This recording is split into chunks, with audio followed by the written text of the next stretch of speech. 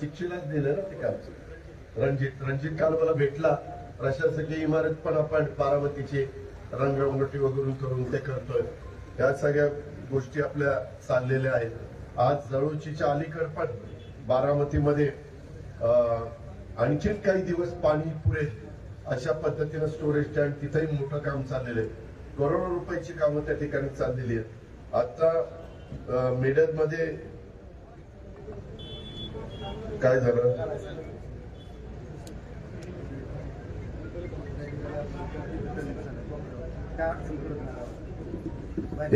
हे कुठं घ्यायचं, तुम्ही काय त्याचा मालक झाला का हे आपण ठरवू. त्याच्यामध्ये ती बिल्डिंग झाल्यावर ते मध्येच येणार आहे. आमचा जो कॉम्प्लेक्स आहे ना, काय रे मार्केट कमिटीचा कॉम्प्लेक्स ते म्हणतात आमच्या कोपऱ्यावरचं मध्ये येत नाही, ते मध्येच येत आहे. ते सगळं आम्हाला काढावं लागेल. तुम्हाला पर्याय जागा देऊ ना, संघही आपल्याच इथंच घेऊ.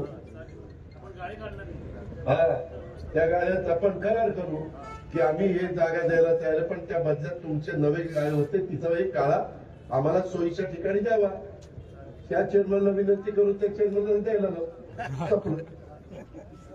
त्याच्यावर काळजी करू नका. अरे तुम्ही मत दिली म्हणजे माझे मालक नाही झाला का, सालगडी काय झालं काय मला.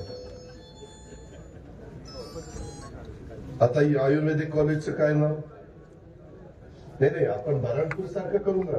तुला बोललो ना मी मागे, शासकीय आयुर्वेदिक महाविद्यालय हॉस्पिटल. नाही हे मला आता नाही सांगता येणार.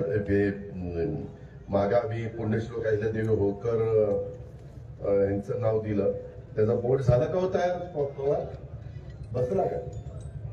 हा मग बसलाय. तर हे तुमचं सजेशन आहे. आपण म्हणजे नावाबद्दल कोणाचं काही दोन असायचं कारण असेल.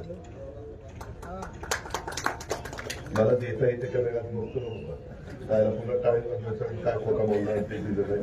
मी फक्त तिथं विचारतो, मागं जसं देता आलं तर इथंही देता येईल असं माझा अंदाज आहे. आणि आयुर्वेदिक कॉलेज हे सार्वजनिक आरोग्य करील का वैद्यकीय शिक्षण करील. हा मग भाषांशी डॉक्टरसाठी म्हणजे त्यांना विनंती करू, आपल्या हातात नाही.